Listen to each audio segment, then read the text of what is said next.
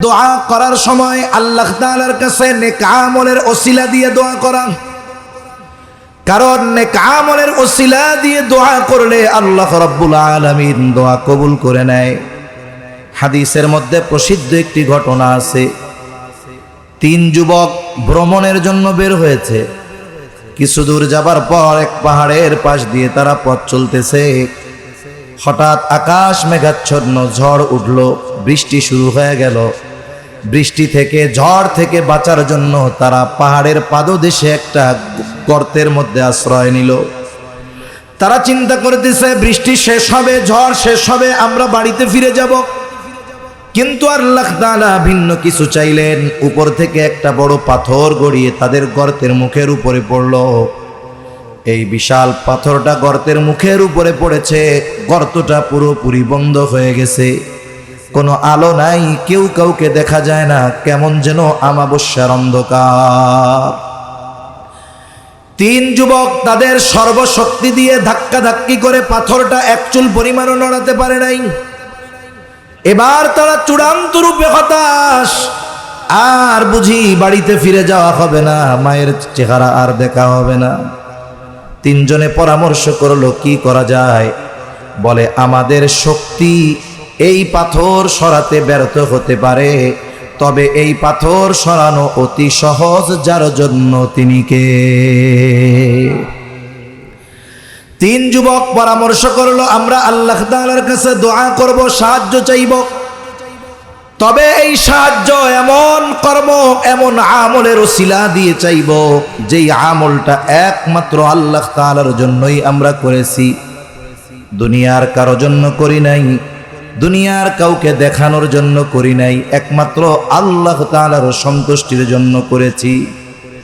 এবার প্রথম যুবক আল্লাহ তাআলার কাছে দোয়া করে, বলে, আল্লাহ, আমি একজন রাখাল, ছাগলের রাখাল, আমি ছাগল চড়াই। প্রতিদিন ছাগল চড়ানোর পর যখন বাড়িতে ফিরে আসি, ছাগলের দুধ দহন করি। দহন করার পরে এই দুধ আমার ঘরে বৃদ্ধ পিতামাতাকে আমি সর্বপ্রথম পান করাই। এরপরে তারা পরিতৃপ্ত হবার পরে যা অবশিষ্ট থাকে আমার স্ত্রী সন্তানদের আমি পান করাই। আমি কখনোই আমার মা বাবার আগে আমার স্ত্রী সন্তানদের দুধ পান করানোটা পছন্দ করি না। ঘটনাক্রমে একদিন আমার বাড়িতে ফিরতে অনেক রাত হয়ে গেল। বাড়িতে ফিরে দেখলাম আমার স্ত্রী সন্তান ক্ষুধায় কাতর। আমি ছাগলের দুধ দহন করলাম। দহন করে দুধের পাত্র আমি আমার বৃদ্ধ মা বাবার কাছে নিয়ে গেলাম। রাত বেশি হয়ে যাওয়ায় আমার মা বাবাও গভীর ঘুমে আচ্ছন্ন। আমি তাদেরকে ডাকাও পছন্দ করলাম না, আবার আমি তাদের আগে সন্তান স্ত্রীকে দুধ পান করানো পছন্দ করলাম না। আমি দুধের পাত্র হাতে অপেক্ষায় থাকলাম কখন আমার মা বাবা ঘুম থেকে জাগ্রত হবে। মা বাবা ঘুম থেকে জাগ্রত হলো, তাদেরকে দুধ পান করালাম। এরপরে আমি আমার স্ত্রী সন্তানকে দুধ পান করালাম। ও মালিক, আমার এই কাজটা যদি শুধুমাত্র আপনার জন্য হয়ে থাকে, মুসিবতে পড়েছি, বিপদে পড়েছি, আল্লাহ এই বিপদ থেকে আপনি আমাদের উদ্ধার করেন। এই ভালো কাজের ওসিলা দিয়ে দোয়া করেছে। নবীজি সাল্লাল্লাহু আলাইহি ওয়াসাল্লাম বলেন, মুহূর্তের মধ্যে তার দোয়া কবুল হয়ে গেছে। পাথরটা সামান্য একটু সরে গেছে, আলো আসে, দেখা যায়, তবে এখনো বের হবার পরিমাণ ফাঁকা হয় নাই, রাস্তা হয় নাই।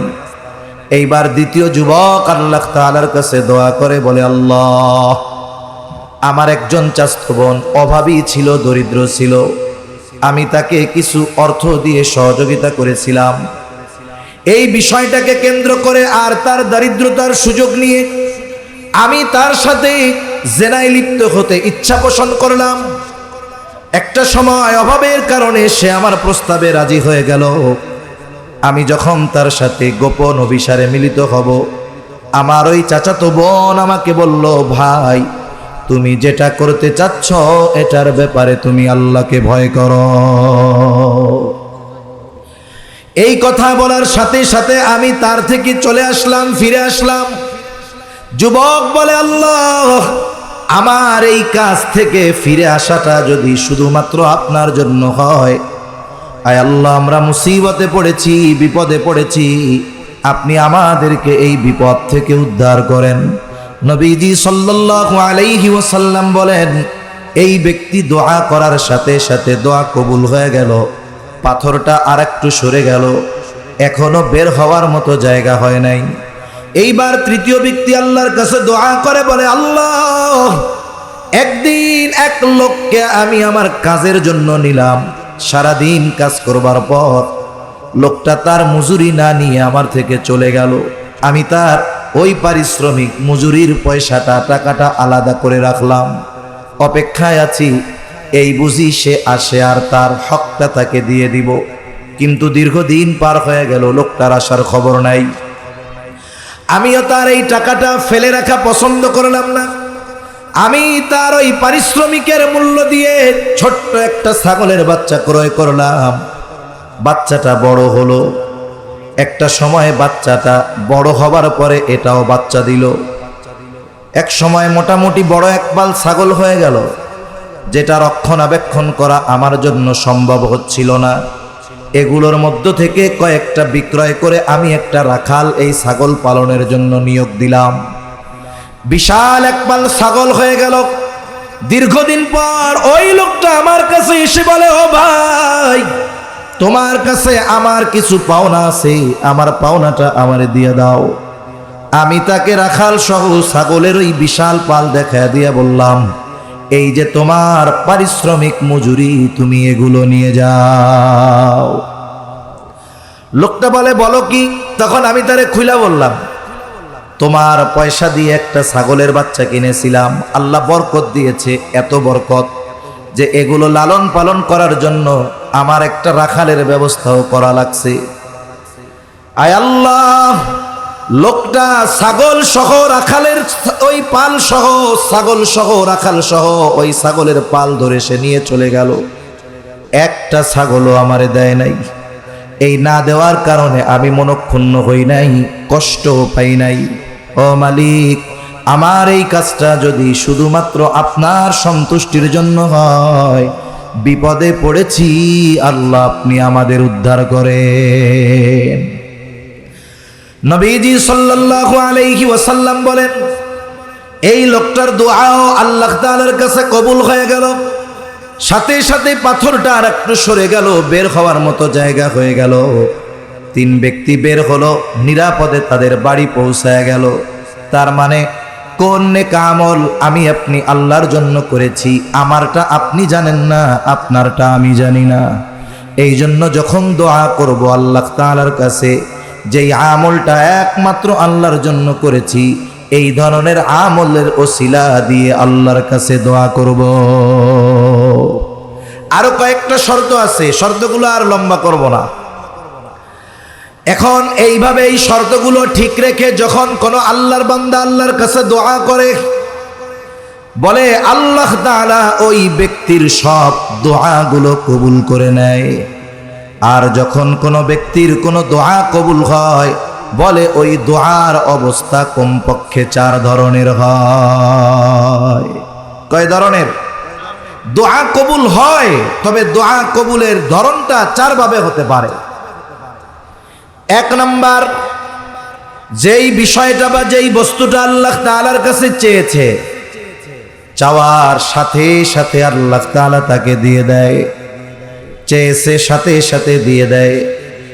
বলে আমার আপনার জীবনে এমন অনেক ঘটনা আছে, এমন অনেক ওয়াকিয়া খুঁজে পাওয়া যাবে যে ওই মুহূর্তে যেই জিনিসটা প্রয়োজন অথচ পাওয়াটা অসম্ভব ছিল, কিন্তু আল্লাহ তাআলার কাছে বলছি মনে মনে, আর সাথে সাথে আল্লাহ তাআলা ওই বিষয়গুলোর ব্যবস্থা করে দিয়েছে। দোয়া শুধু হাত উঁচা কইরা করতে হয় তা না, দোয়ার জন্য শুধু মুখ দিয়ে উচ্চারণ করতে হয় তা না। আল্লাহর কাছে চাওয়ার মাধ্যম অনেক আছে। বান্দার সাথে, আল্লাহর সাথে বান্দার হৃদয়ের ভাষায়ও কথোপকথন হয়, ঠিক কিনা বলেন? অনেক সময় এমন হয়, দেখা যায় আমি আপনি এক জায়গায় যাব, খুব জরুরি দরকার। মনে করেন একজন লোক একেবারে প্রত্যন্ত অঞ্চল, যেই জায়গাগুলোতে সন্ধ্যার পরে গাড়ি চলে না, লোকজন পাওয়া যায় না। বলতে পারেন হুজুর এখনো এরকম এলাকা আছে নাকি? বলে হ্যাঁ আছে। বাংলাদেশে এমনও জায়গায় সফর হয়েছে যেই সব এলাকায় সন্ধ্যার আগে সব বাজারগুলো বন্ধ হয়ে যায়। সন্ধ্যার পরে কোনো দোকান খোলা থাকে না, আগেই বন্ধ করে মানুষজন বাড়িতে চলে যায়। মানুষজন যদি বাজারে রাস্তাঘাটে না থাকে তাইলে ওই সব রাস্তায় কি গাড়ি পাওয়া যাবে? পাওয়া যাবে না। গভীর রাত, মনে করেন ওই ব্যক্তির সন্তান, স্ত্রী অথবা মা বাবা প্রচন্ড রকমের অসুস্থ হয়ে গেছে, রাত 3টা বাজে, যেইখানে সন্ধ্যার পরে গাড়ি পাওয়া যায় না, রাত 3টায় গাড়ি পাওয়া অসম্ভব। এখন যদি ওই অসুস্থ ব্যক্তিকে হাসপাতালে না আনা যায় তাহলে বড় ধরনের ক্ষতি হয়ে যেতে পারে। লোকটা বাড়ির থেকে বের হলো, সে নিজেও জানে রাস্তায় গেলে গাড়ি পাওয়া যাবে না, কিন্তু হাত উঁচু করে নয়, মুখ দিয়ে নয়, ও মনের ভাষায় আল্লাহ তাআলার কাছে বলে, আল্লাহ মুসিবতে পড়েছি, আপনি মুসিবত থেকে উদ্ধার করে। এই কথা দিলে দিলে বলতে বলতে রাস্তায় যখন গেল, দেখা গেল তার জন্য একটা অটো দাঁড়ায় আছে। জিজ্ঞাসা করে, যাবা কই? বলে আমি তো যাব থানা শহরে। কেন? বলে আমার আত্মীয় আসবে, ওইখানে গাড়ি থেকে নামবে, আমার রাত 3টার সময় ওইখানে থাকতে বলছে। তাহলে দেখুন, ওর যাওয়া দরকার যেই জায়গায়, আল্লাহ তাআলা এরও প্রয়োজনটা দিয়েছে ওই জায়গায়। কেমন যেন ওই গাড়িওয়ালা এই ব্যক্তির জন্য অপেক্ষা করতেছে। এই যে দোয়া করার সাথে সাথে দোয়া কবুল হলো, এই ধরনের সাথে সাথে দোয়া কবুল হওয়ার ঘটনা আমার আপনার জীবনে কম বেশি প্রতিনিয়ত ঘটে, কিন্তু আমরা খেয়াল করি না। এই বিষয়গুলো যদি আমরা খেয়াল করতাম তাইলে বুঝতে পারতাম যে চাইছি যেটা, দরকার যেটা, এটা আল্লাহ সাথে সাথে দিয়ে দিয়েছে। তাহলে দোয়া কবুলের শর্ত ঠিক রেখে দোয়া করলে ওই দোয়া কবুল হয়। তবে দোয়ার প্রথম অবস্থা হয় যে আল্লাহ তাআলা হয়তো যেটা চেয়েছে সাথে সাথে দিয়া দেয়। 2 নম্বর বিষয়, আল্লাহ তাআলার কাছে দোয়া করবার পর, কিছু চাবার পর বান্দা যেটা চেয়েছে আল্লাহ সেটা দেয় না, বরং আল্লাহ তাআলা ওই চাওয়া জিনিসের বিকল্প ভালো আরেকটা জিনিস তাকে দিয়ে দেয়। অল্টারনেটিভ, বিকল্প কোনো কিছু আল্লাহ তাআলা দেন। কারণ কোন জিনিসের মধ্যে কল্যাণ আছে, কোনটার মধ্যে অকল্যাণ আছে, আমার আপনার চোখে ভালো লাগলেও সেটার মধ্যে অকল্যাণ যদি থাকে, জানেন কে? আল্লাহ। হয়তো আমি আপনি চাইছি ভালো কোনো জিনিস, কিন্তু আল্লাহ দেন নাই, আল্লাহ দিয়েছেন অন্য কিছু। অনেক সময় দোয়ার মাধ্যমে কি হয়, মানুষ আল্লাহর কাছে দোয়া করে, দুনিয়ার চায়, অনেক জিনিস চায়, সব শর্ত ঠিক আছে, এরপরেও সে মনে করে দোয়া কবুল হয় নাই। অথচ ওই দোয়ার বদৌলতে আল্লাহ তাআলা তাকে অনেক বড় বিপদ আপদ মুসিবত থেকে হেফাজত করে। দোয়ার 3 নম্বর অবস্থা, আল্লাহ রাব্বুল আলামিন দোয়ার বস্তু নগদেও দেন না, বিকল্প কোনো কিছু দেন না, বলে দেন তবে সেটা বিলম্বে দেন। একজন আল্লাহর বান্দা 2010 সাল থেকে দোয়া করে, বলে আল্লাহ আমারে একটু আপনার ঘর নবীর রওজা জিয়ারতের তৌফিক দেন, সুযোগ দেন। দোয়া করতেছে, সে 2024 সালে আল্লাহর ঘর আর নবীর রওজা জিয়ারতের সুযোগ পেয়েছে। তাহলে দোয়া করছে 10 সালে, দিছে আল্লাহ 14 সালে।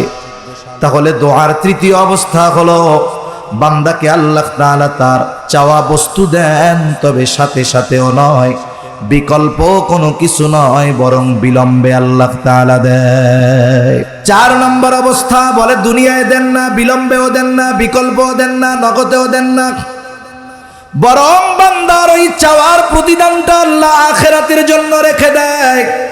কিয়ামতের দিন বান্দার হাতে যখন আল্লাহ তাআলা আমলনামা পৌঁছায়া দিবে, প্রত্যেকের হাতে প্রত্যেকের আমলনামা পৌঁছায়া যাবে। আমলনামা যেই ভাষায় হোক না কেন, মানুষ যত গণ্ড মূর্খ হোক না কেন, সকলকে আমলনামা পড়বার যোগ্যতা যিনি দিবেন তিনি কে?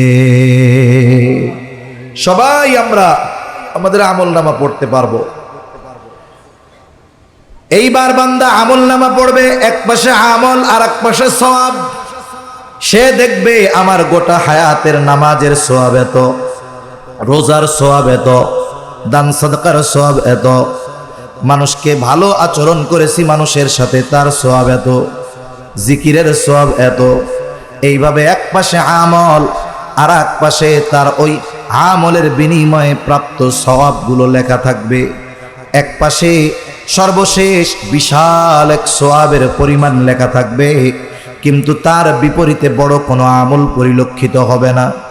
বান্দা এবার অবাক হয়ে আল্লাহ তাআলার কাছে জিজ্ঞাসা করবে, বলবে আল্লাহ, নামাজের সওয়াব, রোজার সওয়াব, হজের সওয়াব, যাকাতের সওয়াব সবগুলো বুঝতে পারলাম, কিন্তু এই পাশে বিশাল এক সওয়াবের পরিমাণ, কিন্তু উল্লেখযোগ্য কোনো আমল তো দেখি না।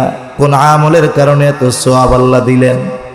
আল্লাহ তাআলা তখন বলবে, বান্দা, তুমি যে দুনিয়ায় আমি আল্লাহর কাছে দোয়া করতে চাইতা, ও বান্দা, তুমি মনে করতা যে তোমার ওই চাওয়া জিনিস আমি তোমারে দেই নাই, এই জন্য হতাশ হইতা, বলতা আরে পাইলাম না। দোয়া মনে হয় আল্লাহ তাআলা কবুল করে না। বলে, বান্দা, তোমার ওই চাওয়া বস্তুগুলো তোমার কল্যাণের জন্যই আমি দুনিয়ায় দেই নাই। ওই যে দুনিয়ায় যেই চাওয়া বস্তুগুলা দেই নাই, ওই বস্তুগুলো দুনিয়ায় না দিয়ে আজকে তোমার আমলনামায় সওয়াবের পাহাড় দিয়ে দেওয়া হয়েছে। লোকটা এবার আল্লাহর কাছে বলবে, আল্লাহ, তাইলে দুনিয়ায় যেগুলো দিছিলেন ওইগুলো দুনিয়ায় না দিয়ে সব একসাথে আখেরাতে দিতেন, তাইলেই না ভালো হইতো। তার মানে দুনিয়াতে যদি দোয়ার শর্ত ঠিক রেখে এমন কোন কিছু আমাদের মনে হয় যে আমাদের দোয়া মনে হয় কবুল হচ্ছে না, এটা মনে হয় আল্লাহ দিচ্ছে না, হতাশ হওয়া যাবে না, বরং ওই চাওয়াকে আরো বড় পরিমাণে আখেরাতে আমাদের দিবেন কে? আল্লাহ তাআলা দিবেন। এজন্য দোয়া কবুলের ব্যাপারে হতাশ হওয়া যাবে না, নিরাশ হওয়া যাবে না, এটাও দোয়া কবুলের অন্যতম এক শর্ত। দোয়া করার সাথে সাথে নিরাশ হওয়া যাবে না, আল্লাহ মনে হয় কবুল করবে না, এটা করা যাবে না।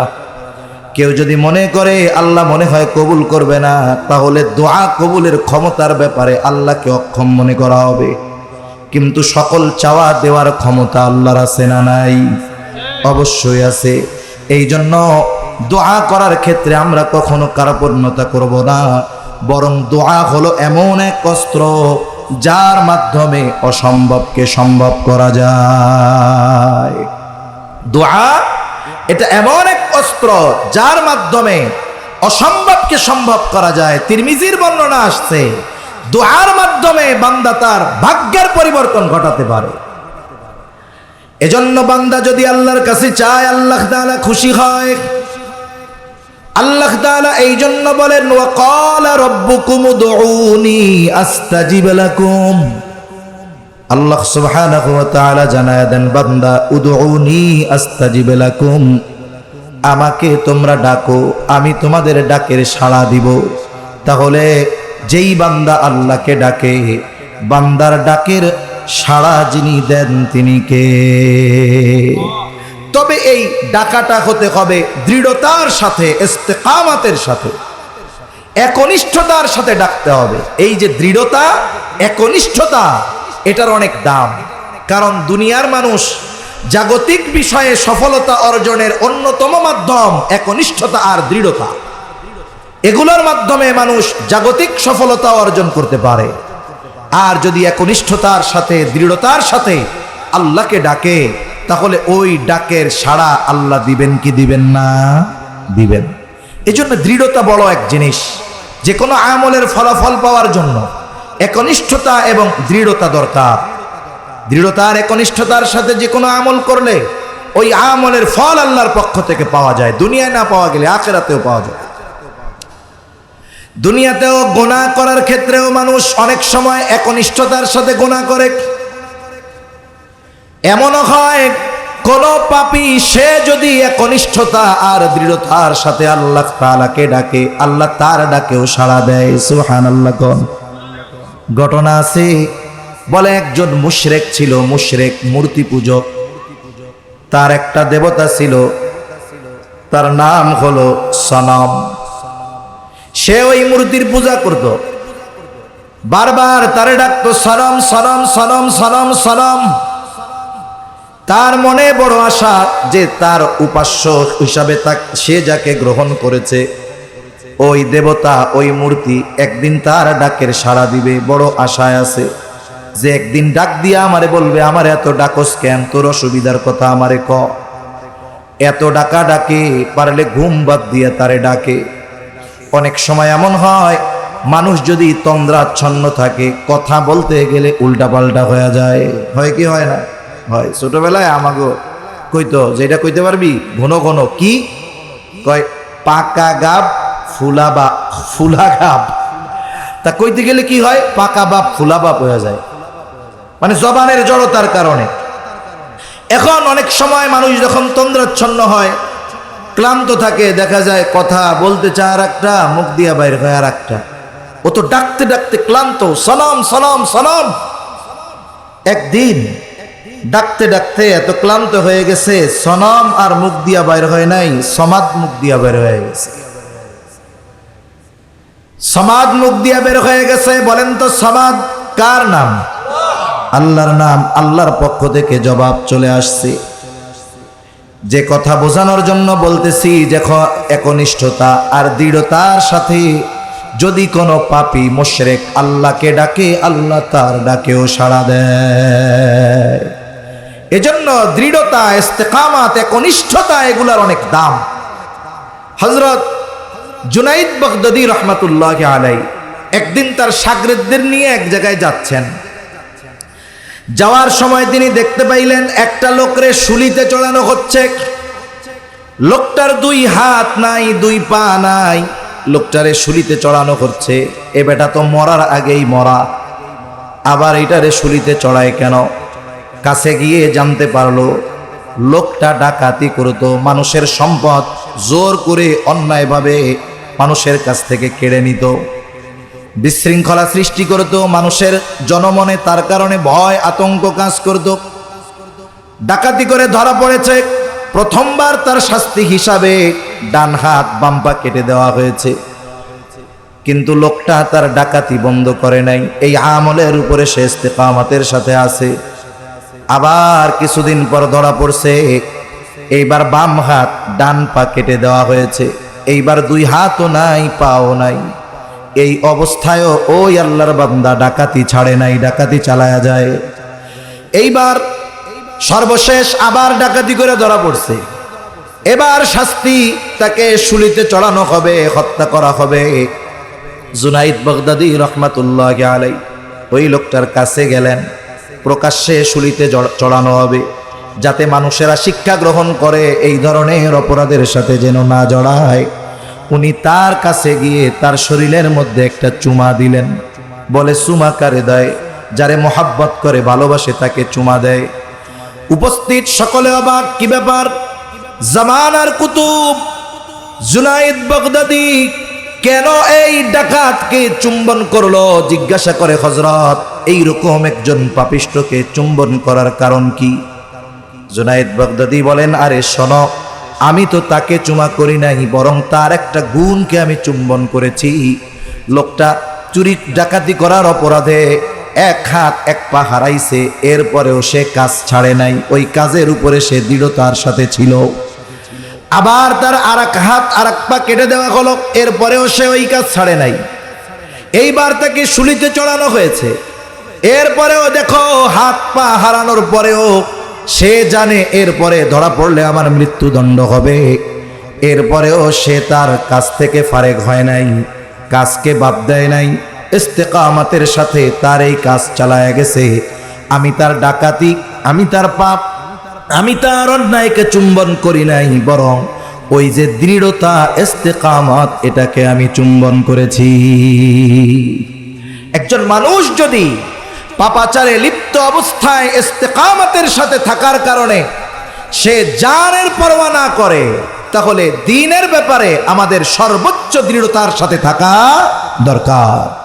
কারণ ইমানদার যখন যে কোনো বিষয়ে দৃঢ়তার সাথে থাকে, তার সামনের বাধা যত কঠিন হোক, ওই বাধা উত্তরণের তৌফিক তাকে যিনি দেন, তিনি কে? আরো জোরে বলেন, কে দেন? আল্লাহ তাআলা তাকে ওই ক্ষমতাটা দেন। তাহলে আল্লাহ তাআলার কাছে দোয়া কবুলের অন্যতম বিষয় হলো একনিষ্ঠতার সাথে, ইখলাসের সাথে দোয়া করা এবং ইস্তেকামাতের সাথে থাকা। কারণ ইস্তেকামাত বড় একটা পাওয়ার, বড় একটা শক্তি। এখন বলেন, জুনায়েদ বাগদাদির ঘটনায় আমি কোন জায়গা থেকে গেছি? কে বলতে পারবেন কোন জায়গা থেকে গেছি? ইস্তেকামাতের উপরে থাকা, এটা কোন জায়গা থেকে জেনে গেলাম? আমি সকালে ঘুম হয়েছে তো আমার জেহেন কাজ করতেছে খুব স্লো, জেহেনে শব্দ আসতেছে পরে। সমাজ রাইট, খালি আয়োজন করছে তা না, কেউ কইতে পারেন না, উনি মনে করাই দিচ্ছে। খাঁটি আয়োজক, আল্লাহ কবুল করুক। আল্লাহ তাআলা ভাইয়ের মাদ্রাসা কবুল করুক। কতজন পাগড়ি পাবে? 11 জন। হিফজের নতুন সবক নিবে 11 জন। কোরআনুল কারীমের নতুন সবক নিবেন 86 জন। আমপাড়ার সবক নিবে 40 জন। মাশাআল্লাহ, আল্লাহ তাআলা বরকত দান করুক, বলি আমিন। যেখানে মধু আছে ওই জায়গায় মৌমাছি যায়, ঠিক না? মাদ্রাসা তো বিশাল বিল্ডিং আর কারুকার্য খচিত কোনো ইমারতের নাম নয়। বাংলাদেশে অনেক প্রতিষ্ঠান আছে, প্রত্যন্ত অঞ্চলে অনেক জায়গায় যাওয়ার কারণে দেখার সুযোগ হয়েছে। বড় বড় ভবন আছে, কিন্তু সেখানে ছাত্র নাই। কেন নাই? বলে লেখাপড়া নাই, মূল জিনিসটা ওই জায়গায় নাই। আর অনেক জায়গা আছে বাসস্থান নাই, ইমারত নাই, বিল্ডিং নাই।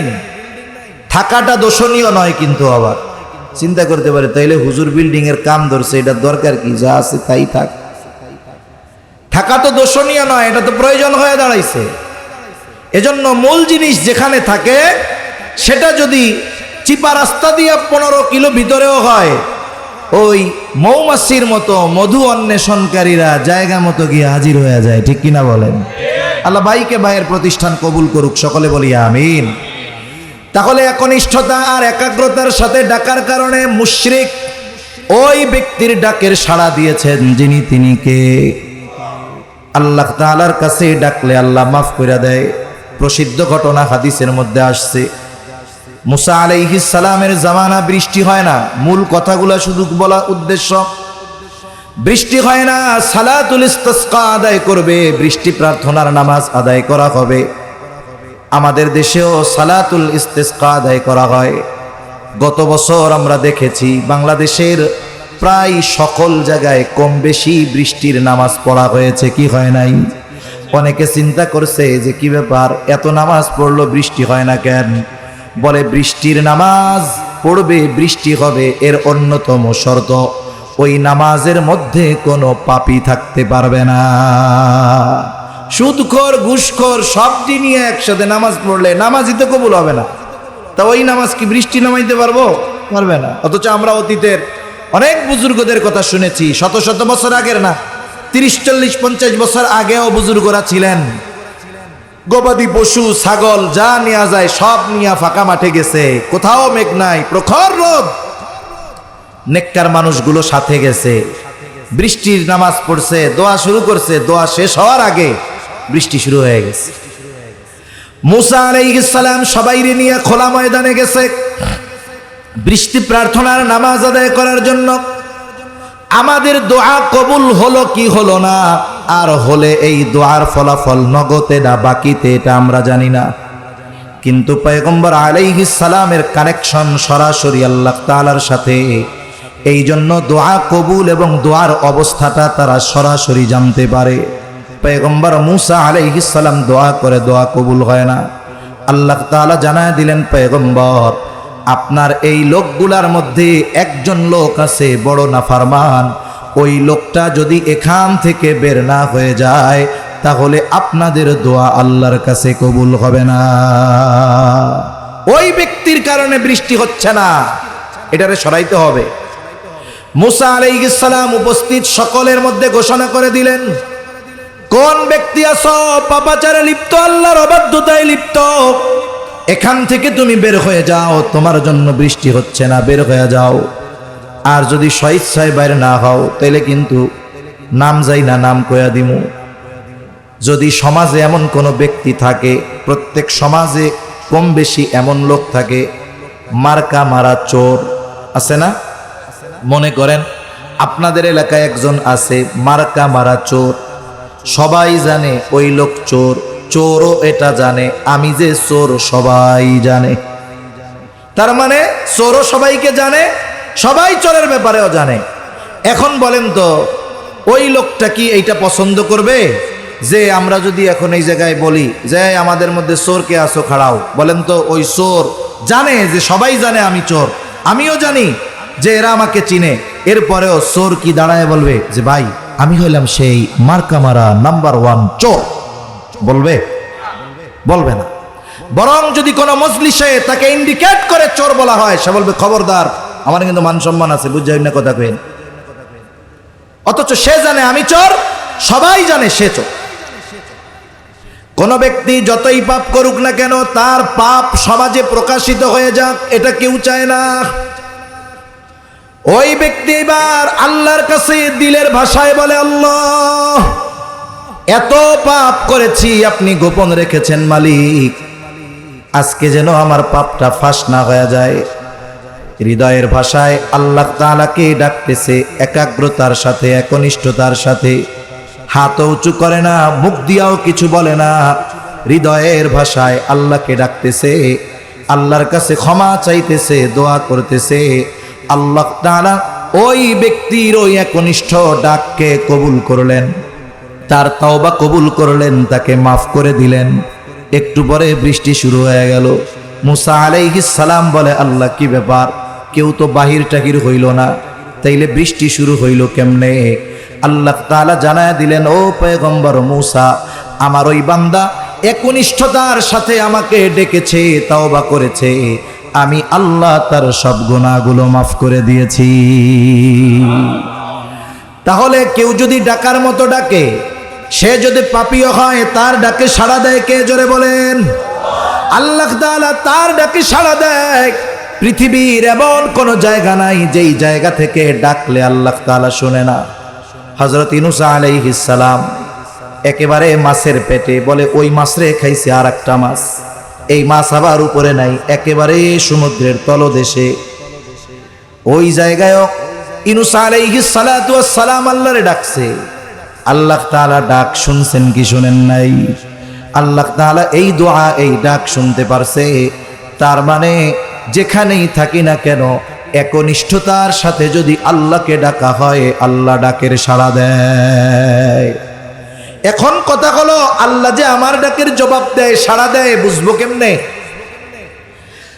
হাজী ইমদাদুল্লাহ মুহাজির মক্কি রাহমাতুল্লাহি আলাইহি কে একজন জিজ্ঞাসা করে, হযরত আল্লাহ তাআলা তো বলছে উদউনি আস্তাজিব লাকুম, আমারে ডাকো আমি তোমাদের ডাকের সাড়া দিব, জবাব দিব। কিন্তু আল্লাহ যে ডাকের সাড়া দিল, জবাব দিল, এটা বুঝবো কেমনে? হযরত জবাব দিছে, শোনো, দুনিয়াতে তুমি যদি কাউকে অপছন্দ করো বা তোমাকে যদি কেউ অপছন্দ করে, তারে তুমি একবারের জায়গায় 2 বার ডাকলে সে বিরক্ত হবে। সন্তানের প্রতি বাবার কত মহব্বত। কোনো বাবা যদি সর্বোচ্চ পরিশ্রম করে বাড়িতে আসে, একটু বিশ্রাম নেয়, সন্তান যদি 1 বার 2 বার 5 বার 10 বার ডাকে, বারবার যখন ডাকে এক সময় বাবা বিরক্ত হয়ে যায়। সে তখন স্ত্রীকে ডাক দিয়া বলে, এখন ওরে সরাও তো, আমার একটু বিশ্রাম নিতে দাও। তার মানে কি দেখেন, মহব্বতের সন্তানের ডাক এটাও এক সময় বিরক্তিকর মনে হয়। আল্লাহ সুবহানাহু ওয়া তাআলার কাছে কোন বান্দার ডাক যদি অপছন্দ হতো, তাহলে আল্লাহ তাআলা দ্বিতীয়বার ডাক দেওয়ার সুযোগ দিতেন না, জবান বন্ধ করে দিতেন। এজন্য প্রথমে যদি ডাক দেবার পর আবার যদি পরের বার ডাক দিতে পারো, বুঝবা তোমার ডাকের সাড়া দিছেন কে? আল্লাহ। সর্বশেষ একটা কথা বইলা শেষ করি। দোয়া হলো এমন এক পাওয়ার, এমন এক অস্ত্র, যার মাধ্যমে আল্লাহ তাআলার কাছ থেকে অসম্ভবকে সম্ভব করা যায়। কোরআনুল কারীমে এই ধরনের অনেক ঘটনা আছে। একটা ঘটনা শুধু আপনাদের সাথে একটু আলোচনা করি। জলিলুল কদর পয়গম্বর হযরত জাকারিয়া আলাইহিস সালাম, জাকারিয়া আলাইহিস সালাম সন্তানের আশায় থাকতে থাকতে এক সময় নিজে বৃদ্ধ হয়ে গেছেন। চুল পেকে গেছে, দাড়িগুলো পেকে গেছে, এখনো সন্তান হয় না। সাথে সাথে এটাও তিনি জানতে পারছেন তার স্ত্রীও বন্ধা। তাহলে স্ত্রীও বন্ধা, নিজেও বৃদ্ধ, সন্তান হওয়ার আর কোনো উপায় নাই। তিনি এই ব্যাপারে মোটামুটি নিশ্চিত আমার আর সন্তান হবে না। পবিত্র কোরআনুল কারীমে একজন নারীর নামে সূরা আছে, সেই নারীর নাম হলো মারিয়াম আলাইহিস সালাম। মারিয়াম আলাইহিস সালামের বাবার নাম ইমরান, বাইতুল মুকাদ্দাসের ইমাম ছিলেন। মারিয়াম আলাইহিস সালাম যখন মায়ের গর্ভে, মারিয়াম আলাইহিস সালামের মা আল্লাহর কাছে মানত করছে, বলছে, আল্লাহ, আমার যেই সন্তান দুনিয়ায় ভূমিষ্ঠ হবে, এই যে পেটের যেই সন্তান, এটাকে আমি আপনার জন্য উৎসর্গ করে দিলাম। তার মানে বাইতুল মুকাদ্দাসে সে থাকবে, মসজিদের খেদমত করবে, বিবাহ শাদী করবে না, কোনো পারিবারিক জীবন তার থাকবে না। গোটা হায়াত আল্লাহর সন্তুষ্টির জন্য ইবাদত আর দিন মসজিদের খেদমতে সে কাটায়া দিবে। মারিয়াম আলাইহিস সালাম যখন গর্ভে, এই দোয়া মারিয়াম আলাইহিস সালামের মা করছে। তৎকালীন সময়ে বাইতুল মুকাদ্দাসের খেদমতের জন্য কোনো নারীকে নিয়োগ দেওয়া হতো না। মুফাসসিরিনে কেরাম বলেন, এই দোয়ার মাধ্যমে মারিয়াম আলাইহিস সালামের মা সুকৌশলে আল্লাহ তাআলার কাছে ছেলে সন্তান চাইছে। উনি যেই জিনিসটা মানত করছে, এটা পূর্ণ করতে হলে ছেলে দরকার, ঠিক কিনা বলেন? তিনি আল্লাহ তাআলার কাছে কৌশলে ছেলে সন্তান চাইছে, কিন্তু আল্লাহ তাআলা তাকে দিয়েছেন একটা মেয়ে। যখন সন্তান ভূমিষ্ঠ হয়েছে, তিনি অবাক হতবাক, কি হলো, আর কি চাইলাম, আর কি হলো। ইতিমধ্যে ইমরান দুনিয়া থেকে বিদায় নিয়েছে, মানত পূর্ণ করতে হবে। যেহেতু মেয়ে মানুষ, একটু বয়স হওয়ার পর জাকারিয়া আলাইহিস সালাম ছিলেন মারিয়াম আলাইহিস সালামের খালুর তত্ত্বাবধানে দিয়ে দেওয়া হলো। মারিয়াম আলাইহিস সালাম দিনের বেলায় মসজিদের পাশে তার জন্য একটা খানকা রুম বানানো হয়েছে, ওই জায়গায় তিনি অবস্থান করতেন, ইবাদত বন্দেগী করতেন। আর রাতের বেলায় তিনি খালার কাছে অতিবাহিত করতেন। মারিয়াম আলাইহিস সালাম প্রাপ্তবয়স্কা হয়ে গেলেন। মারিয়াম তো সাধারণ নারীদের মতো নারী নয়। আল্লাহ তাআলা মারিয়াম আলাইহিস সালামের মাধ্যমে তার কুদরতের এক বহির প্রকাশ ঘটাবেন। পিতাবিহীন ঈসা আলাইহিস সালামকে দুনিয়াতে পাঠাবেন আল্লাহ। মারিয়াম আলাইহিস সালাম প্রাপ্তবয়স্কা হয়ে গেছেন। একদিন তিনি গোসলখানায়, ইতিমধ্যে জিবরাইল আলাইহিস সালাম একজন সুদর্শন পুরুষের বেশে ওনার সামনে হাজির। উনি দেখে প্রচণ্ড ভীত শঙ্কিত, আল্লাহ তাআলার কাছে তিনি আশ্রয় চাইতেছেন। এইবার ফেরেশতা তাকে অভয় প্রদান করে বলল, ভয় পেও না, আমাকে আল্লাহ তাআলা পাঠিয়েছেন যে তোমার গর্ভে একটা সন্তান হবে, যেই সন্তান পয়গম্বর হবে, নবী হবে। এইবার মারিয়াম আলাইহিস সালাম বলে, বলো কি, আমারে তো কোনো পুরুষ স্পর্শ করে নাই, সন্তান হবে কেমনে? আল্লাহ তাআলা যদি চান, এটা সম্ভব কি সম্ভব নয়? আল্লাহর নির্দেশে ঈসা আলাইহিস সালামের রূহ ফুঁকে দেওয়া হলো। মারিয়াম আলাইহিস সালাম এখন সন্তান সম্ভবা। আল্লাহর কুদরত। মুফাসসিরিনে কেরাম বলেন, যখন কোনো মেয়ে গর্ভবতী হয়, যখন কোনো মেয়ে সন্তান সম্ভবা হয়, তার শারীরিক গঠনের মধ্যে পরিবর্তন ঘটে।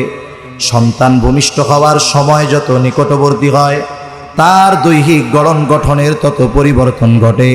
কিন্তু মারিয়াম আলাইহিস সালামের ব্যাপারে আল্লাহ তাআলা এমন এক কুদরত দেখিয়ে দিয়েছেন যে ঈসা আলাইহিস সালাম দুনিয়ায় ভূমিষ্ঠ হওয়ার আগ পর্যন্ত কখনো কেউ ওনাকে দেখে বলতে পারতো না মারিয়ামের গর্ভে কোনো সন্তান রয়েছে।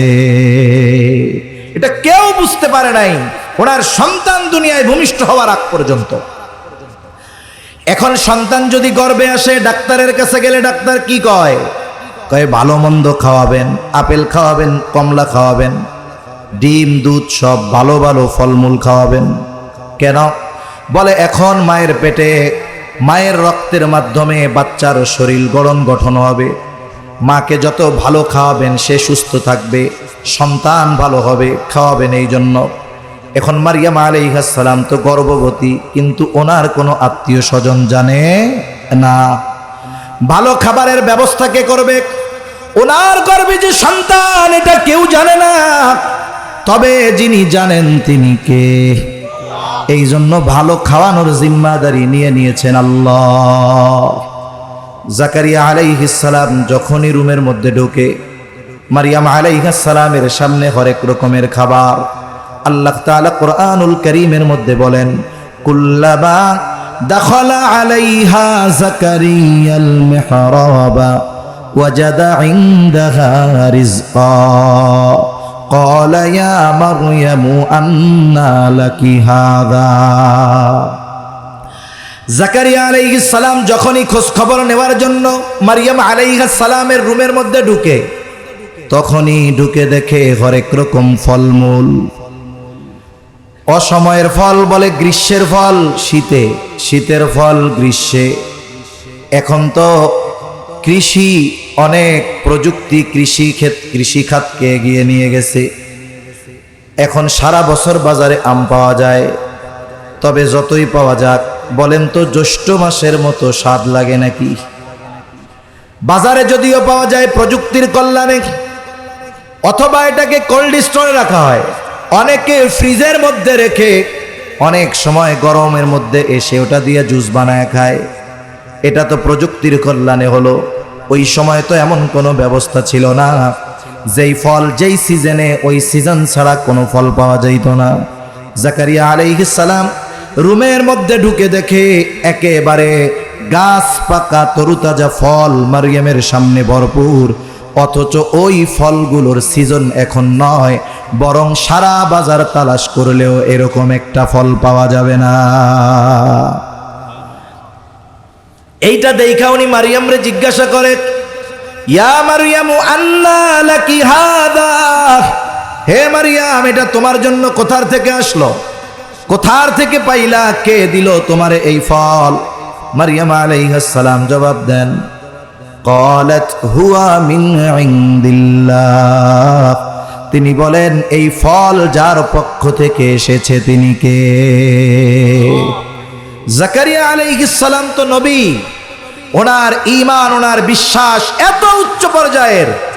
এই কথা বলার পরে উনি আর কোনো প্রশ্ন করেন নাই, কারণ উনি জানেন যে অসময়ে গাছ পাকা তরুতাজা ফল দেওয়া আল্লাহর জন্য শুধু সহজ না, অতি অতি অতি সহজ। ঠিক কিনা বলেন? এই জন্য তিনি আর কোনো কিছু জিজ্ঞাসা করেন নাই। কিন্তু আমরা হইলে কি করতাম? আগে বলতাম আল্লাহ দিছে তো বুঝলাম, লাঠি একখান হাতে লইয়া তুই কই পাইছিস আগে এটা কহ, সে তো বিশ্বাস করছে, কিন্তু তুমি পাইলা কোথায় আগে এটা বলো। হাজারো জবাবদিহিতার কাঠগড়ায় আমরা দাঁড় করায় ফেলতাম। উনি আর কিচ্ছু বলেন নাই।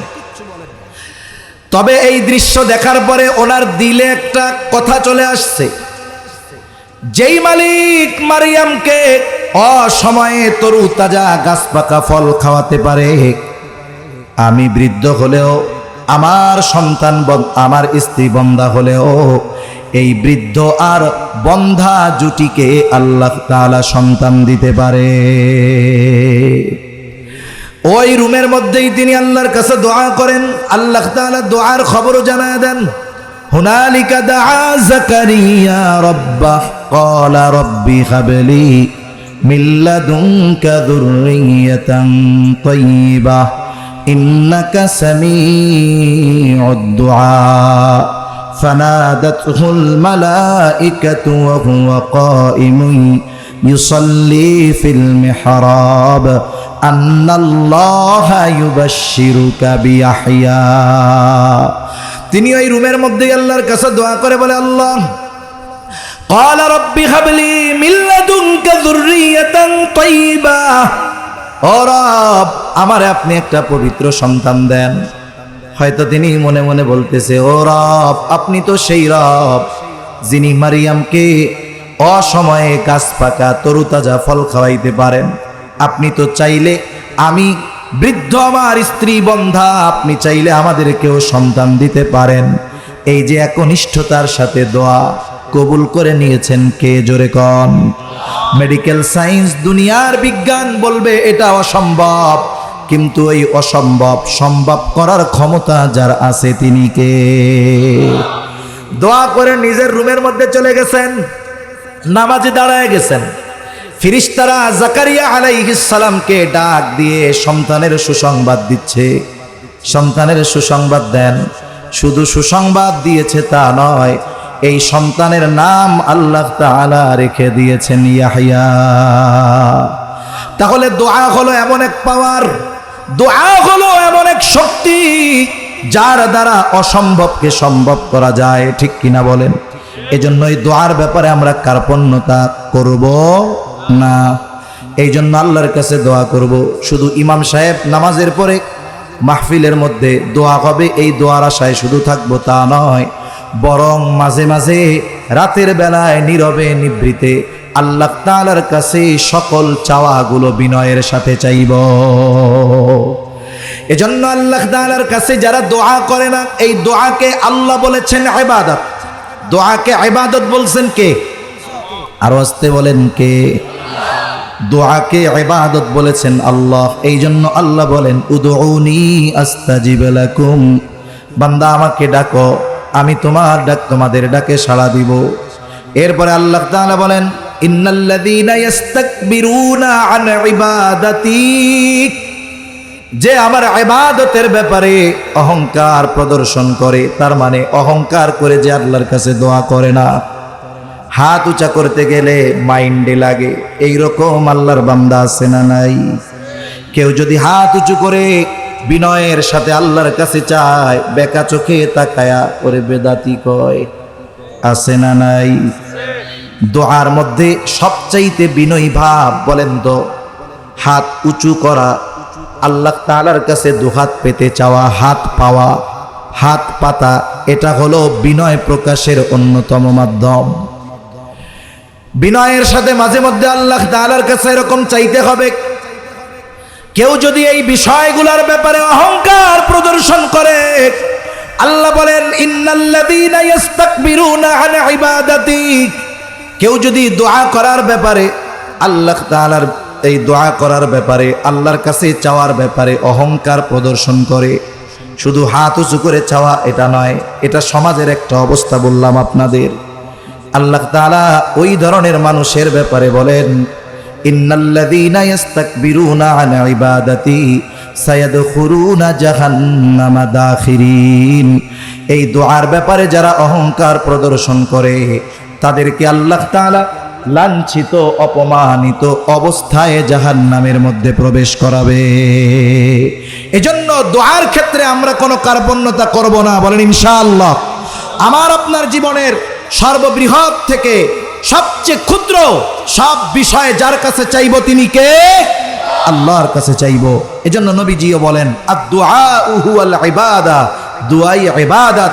শুধু তাই না, আদ-দুআউ মুখুল ইবাদা, নবীজি সাল্লাল্লাহু আলাইহি ওয়াসাল্লাম বলেন দোয়া হলো ইবাদতের মগজ, ইবাদতের মূল। আল্লাহ তাআলা আমাদের সকলকে জীবনের সব প্রয়োজনে তার কাছে চাওয়ার তৌফিক আল্লাহ দান করেন। সকলে বলি আমিন।